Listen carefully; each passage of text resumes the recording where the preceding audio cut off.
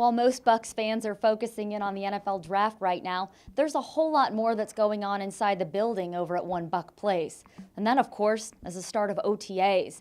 They began this week, and that's really the first time that some of these outside free agents have the opportunity to get with guys on the existing roster and the coaching staff.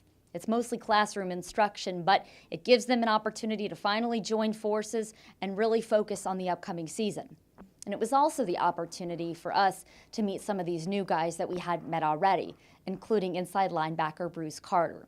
Now, Carter's an interesting story for two reasons. Number one, he's never worked with head coach Lovie Smith before, which is an anomaly among these free agent signings this year. And also, too, he signed a multi-year deal, which shows you the kind of faith that they have in him. Because for the most part this offseason, all the guys they brought in were on one-year deals.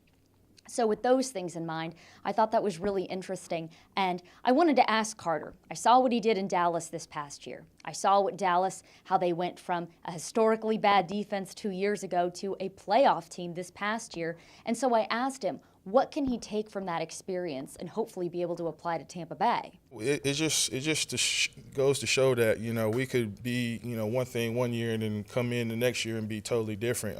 Same thing with, this team here, having unfortunately being 2-14, and, we can turn this thing around. I mean, it just at the flick of, of a dime, we can, turn this thing around. I think a lot of guys, are excited about it. I wasn't here when they, had that record, but I'm sure that, they have a lot of fire in them to turn it around and go out here and show them what they really can do.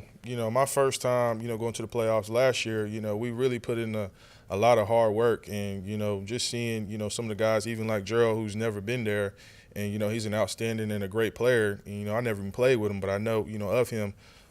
Just for me, just to come in and show those guys and help lead and show them exactly what it takes, to make it to the playoffs and, and even win the division and, the Super Bowl and so forth. But, yeah, I think, as far as that aspect, my experience will definitely help. Now, it should be important to note that in Dallas, Carter wasn't an inside linebacker. That was a spot for Sean Lee before he got hurt, and also Rolando McClain. Instead, he was an outside linebacker. And I asked him, how difficult of a transition is that going to be? And he explained to me that in Dallas, they have all their linebackers cross-trained in each position so that no matter what, they can step in when needed and they'll be prepared. And I also asked him, how comfortable are you wearing that green helmet sticker and being the captain of this defense and making those calls? And he said that he's very comfortable with that. He did that in college. He also played inside linebacker in college too, so he doesn't see there being any problems making that type of transition. It's really just about the terminology and getting used to that. But overall, schematically, it's the same type of concepts that they're looking for, guys who can really excel in coverage.